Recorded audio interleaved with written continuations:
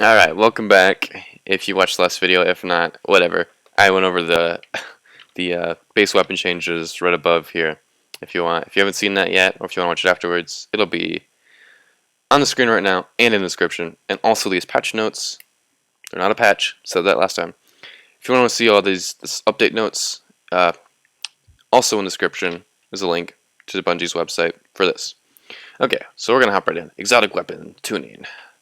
Unlike the last weapon balance update, we're taking this opportunity to address a few of our exotic weapons in tandem with the changes to the base weapon behavior.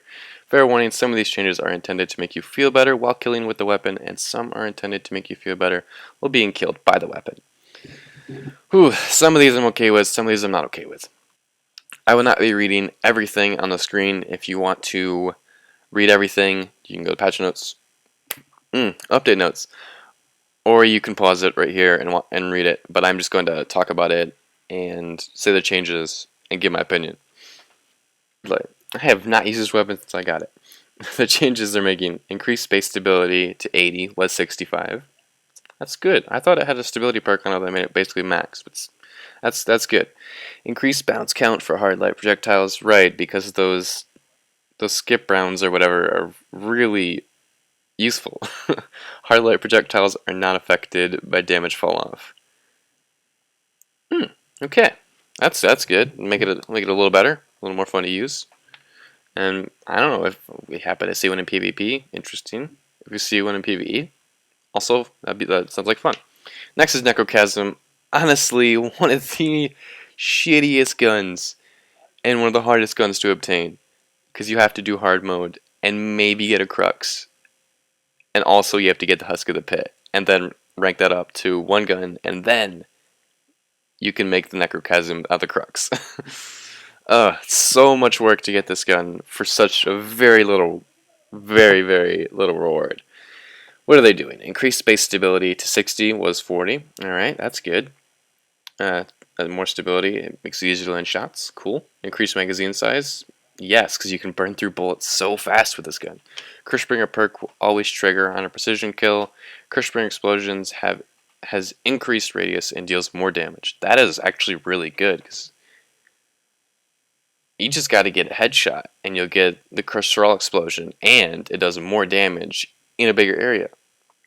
I might use Necrochasm more, still purely out of fun, not out of trying to do well, but yeah, I can agree with that. I like that. Last word is the fastest time to kill primary in the game. Yes, it is. What are they doing to it?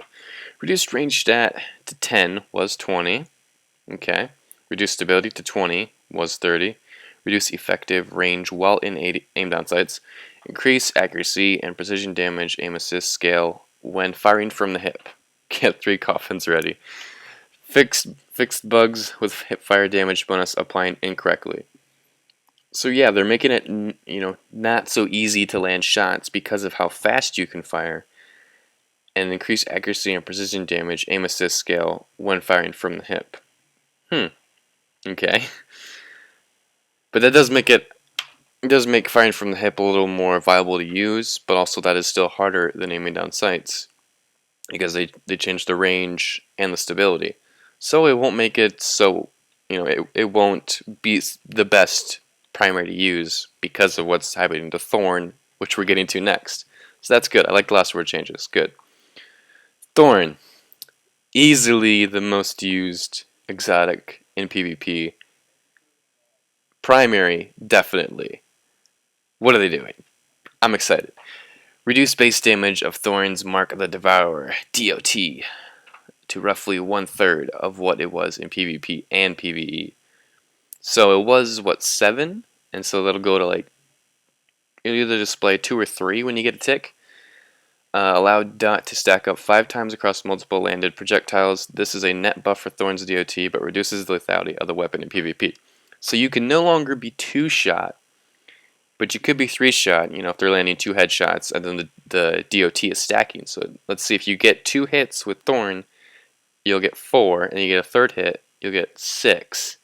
And if you get a 4th, you probably have already shot that person enough times to kill them. I don't know if you'll need to stack it up to 5 times. You probably already killed them at that point. So it will still make it a very good gun to use. It's still a really, really good primary to use in PvP. It's not nerfed and just now just ineffective at all. It's still good. It'll still be good. But it won't be so OP that it's the only thing people are going to use. So, overall, I'm a fan of the Thorn changes. Yeah, good. Now we'll see some variety in these primaries.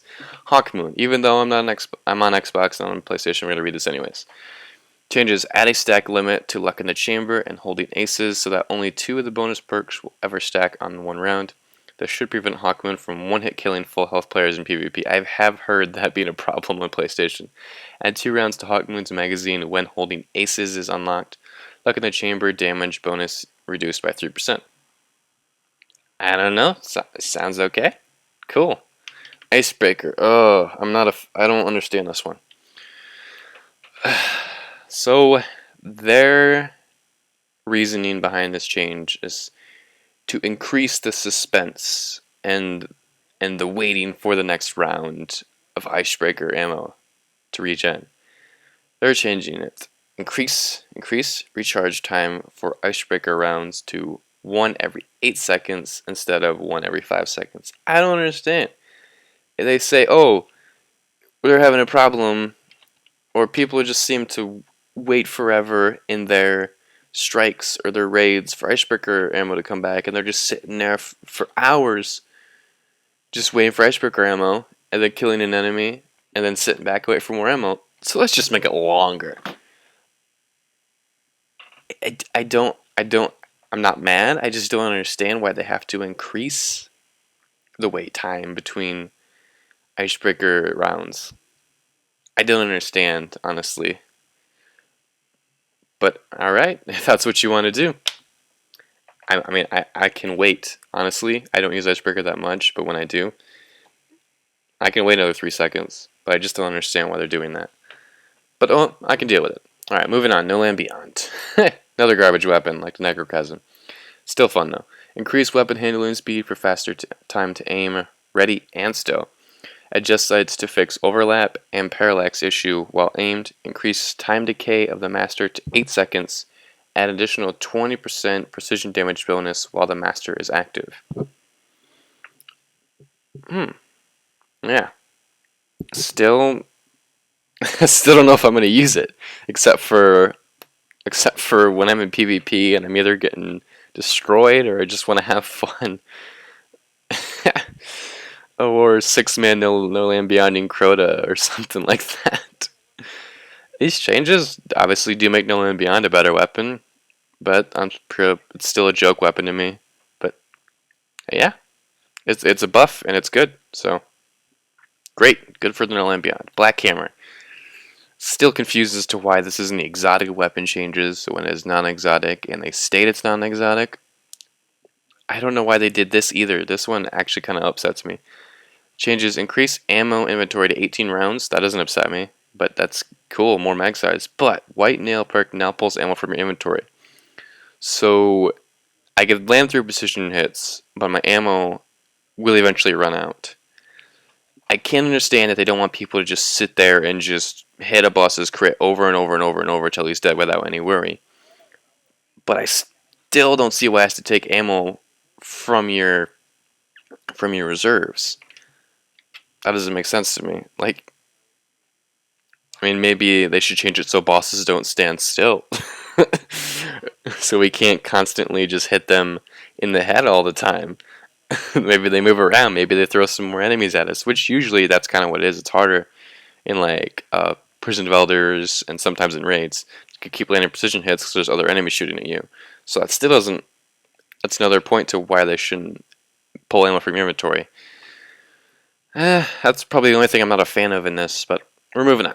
Lord of Wolves, fun gun, tripled recovery boost, bonus for allies granted by Lord of Wolves. Cool.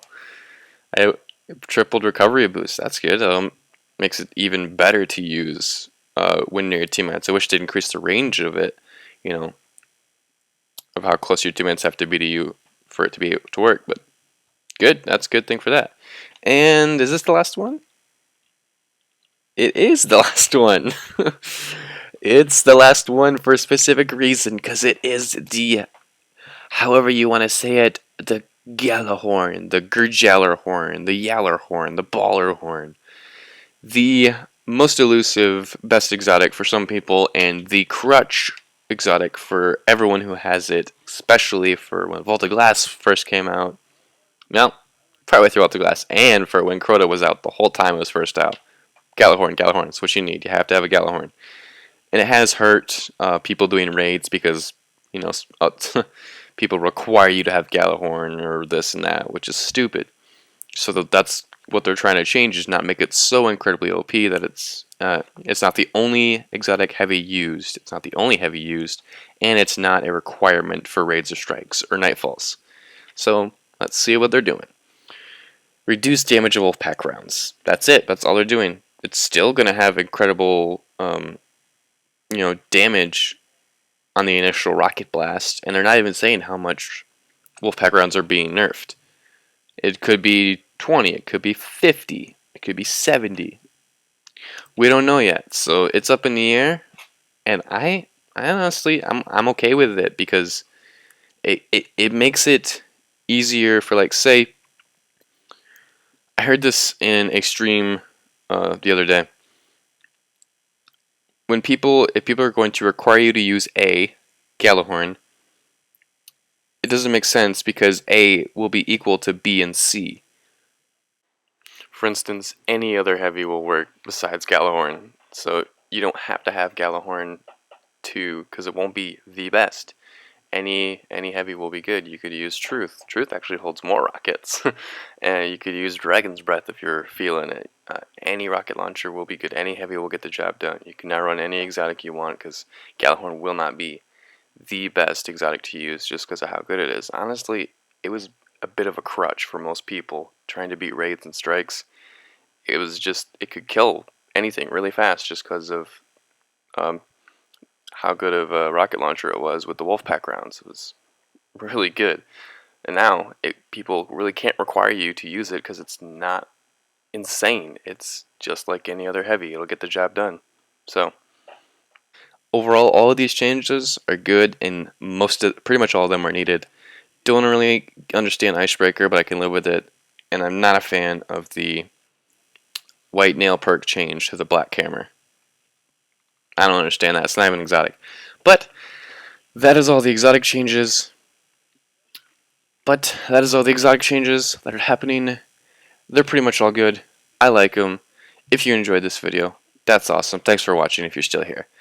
And if you want to see the other base weapon changes, click on the screen right now. And that is all I've got. I've given my opinions. I've said what's happening. And now I'm just rambling. Just wasting time. And you're still here. Weird. Alright. I will see you guys in another video. Peace out.